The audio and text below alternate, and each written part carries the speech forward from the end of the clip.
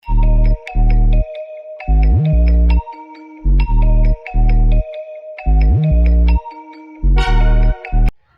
guys! Welcome back to my channel. It's Mary Marinduque for today's video. Ito yung Q&A. Being a vlogger since 2019 and 4 years na. Wow! Katanungan sa about being a vlogger. Ano mga karanasan ko sa pagbablog. Karanasan. So, 1 to 8 question ito sa Q&A about being a vlogger since 2019, 4 years. So, number 1 question ay, bakit gusto mong bumalik sa pag-vlog kung na-delete mo mga videos vlog mo dati? So, bakit ako bumalik? So, para ma-enhance ko pa yung pag-i-edit ng video ko, yung thumbnail, pinag-aaralan ko yun. So, syempre, nagtitraining pa ako yun kasi alam ko kasi yung mga na-vlog ko dati, alam ko naman na sa pag mapapanood ng iba, makita nila kasi hindi ako nagta-title sa pagbablog. So, kailangan i-enhance ko yan. Alam ko sa sarili na yun. So, paunti gusto ko kasi yung okay yung mga syempre, para sa ngayon, maganda, okay na yung mga content ko at saka pag-i-edit ko ng vlog. Ayan. So, number 2. Ano masasabi mo sa basher? Ano daw masasabi? So, ang masasabi ko sa basher, naniniwala ako na pinanganak tayo may basher na talaga tayo. Hindi tayo mabubuhay sa mundo kung walang basher. We are not perfect. So, ayun, meron tayong basher.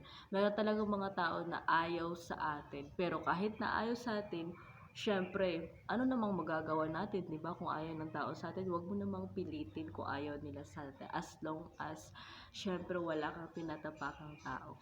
So, question number 3. Ang pagbablog mo ba ay para sumikat? So, para ba daw sumikat kaya ako nagba-vlog. So dati ko pa tong sinabi sa to na i-delete ko ng mga videos vlog ko dati. Sinabi ko dati na syempre hindi to about sa sumikat sa pagba-vlog.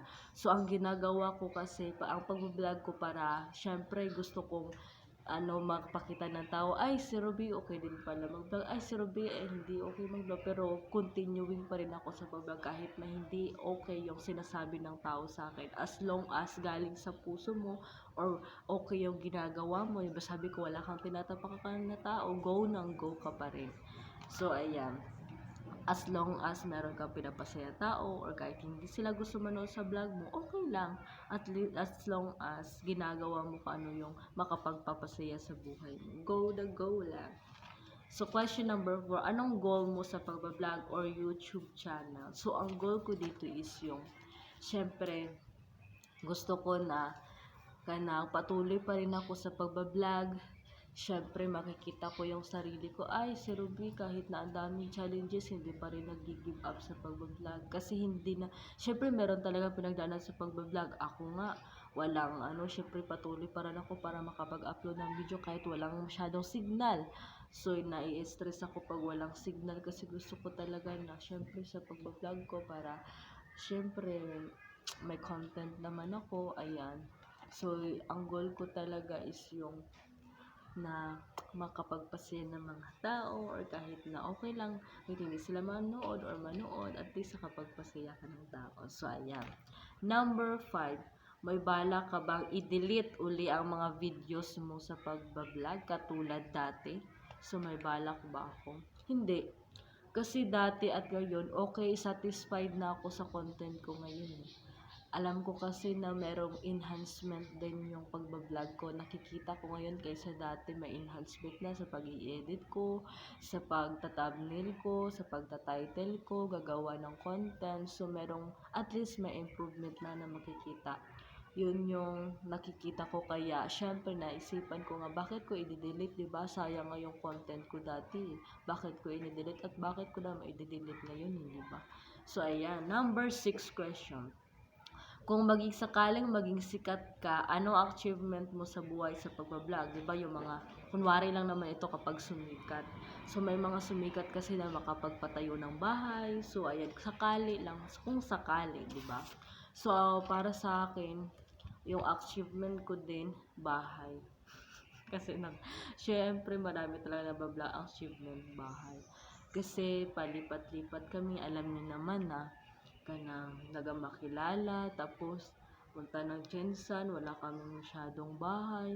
Tapos umuwi lang kasi kami sa bahay doon namin sa Makilala, pero hindi naman kami lagi doon kasi hindi pa din i-renovate din namin yung bahay namin sa Makilala kapag nakabalik na kami, pag-iipunan namin. So gusto ko talaga na merong achievement na bahay, yun bang maipagpatayo ng bahay para naman kasi makikita ito yung pinaghirapan ko sa pagbablog ganun. Kung sakali lang naman. Syempre, kung hindi sumikat or sumikat as long as syempre magagawa mo talagang magpatayo ng bahay as long as may yung pag-iipunan mo. Kung may gusto ka, may paraan naman, di ba? So ayan. Number 7 question. After 10 years being a vlogger, ano masasabi mo sa pagbablog mo? So, kapag mapapanood ko ito after 10 years, so 4 years na ako ngayon, di ba? So, 10 years, so ganito, 4 years ako ngayon. So, pagdating ng 10 years, di ba, 4 years, so ilan na lang para maging 10 years. So, ang edad ko niyan, pag 10 years na is 29 years old. So, 23 ako ngayon, 4 years na. 24, 5 years. 25, 26, 27, 23, 24, 25, 26, 27, 28, 29 years old na ako niyan. So, 10 years, 29 years old na ako. So, anong masasabi ko sa after 10 years? So, parang 30 years old, 29 years old na ako niyan. So, gusto kong sabihin sa sarili ko na continue lang sa pagbablog. Alam ko na masaya ka sa ginagawa mo. At kapag mapapanood mo itong vlog na ito, ibalikan ko itong vlog na ito sa Q&A Being a Vlogger since 2019. Makita ko sa sarili ko na, makita na marami pa palang achievement sa buhay mo, kahit na ang dami mong karanasan. So, patuloy ka pa rin para mapagpapasaya ng mga tao sa mga content mo. Sana may pagpatuloy mo at hindi ka mag-give up. Alam ko minsan nakakatama din mag-edit, pero kailangan continue ka pa rin basta't masaya ka sa ginagawa mo. So, ayan. At sana salute you. Syempre, madaming karanasan kapag 10 years na, syempre, mapa-upload ko ito. So, last question, number 8. Anong masasabi mo or tips para sa mga gusto or may balak or planong maging start ng vlog? So, anong masasabi ko? So, ito yung first time ever na Q&A na masasabi ko sa mga gustong mag-start at magplanong mag-vlog. So, tips. So, pag-iisipan mo talaga ng maigi yung mga content mo, aware ka sa mga basher mo, kasi nandyan talaga yan. Meron talagang tao na ayaw syempre hindi gusto sa mga ginagawa mo, kasi ganun talaga being a basher, ganyan. Syempre hindi sila gusto sa mga ginagawa mo, kaya kung sarili mo, alam kong confident ka at masaya ka sa sarili mo, go ka lang. So, number 1 tips, aware ka sa basher mo. Pag mag-start ka ng mag-start ka ng pag-vlog, dapat aware ka sa sino ang maging basher mo at ano pang darating ng mga basher para sa iyo. So, dapat handa ka. So, yung content mo, isipan mo, planuhin mo, ano ba yung gusto ko na content ko? Marami kasing content na pwedeng gawin mo. Ako kasi, syempre content lang ako sa pagbablog, pero sa ibang mga Facebook ganyan, wala akong content na ganyan. Only YouTube lang ako. So, ang tips, syempre number 1 is aware ka sa basher mo. Number 2 is yung content mo, anong gusto mong gawin.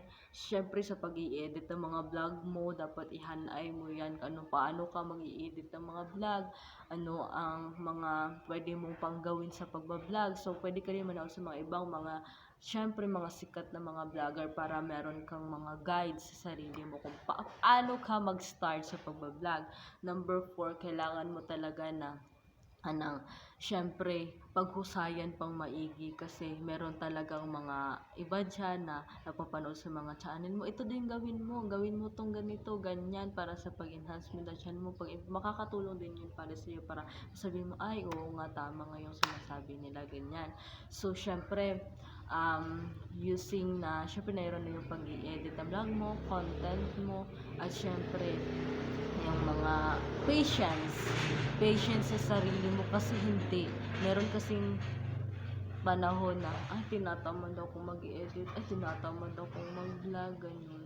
ay hindi na lang ako mag-vlog, bahala na yung vlog ng content ko, ganyan, merong din ganyan. So patient talaga, marunong kang maghintay or magtiis kahit na matagal mag-upload, at least hanggang sa ma-upload, kahit na standing ovation ka lagi para maghanap ng signal, para as long as makakapag-upload ka, ganyan. So syempre, confidence sa sarili mo. Tuwing harap ka ng camera, kailangan confidence ka. So, ito yung nakakatulong sa akin para may mga confidence din ako sa pag-personal, sa pagharap, ganyan. So, nakakatulong yung pagbablog ko. Sinabi ko na sa ibang channel ko. So, ayan, pakakatulong din yun sa iyo. Sana mayroon kang natutunan sa pagbablog na ito at mga Q&A sa mga being a vlogger since 2019, sharing my experiences. So, ayan guys, thank you so much for watching. See you sa aking next vlog. Bye!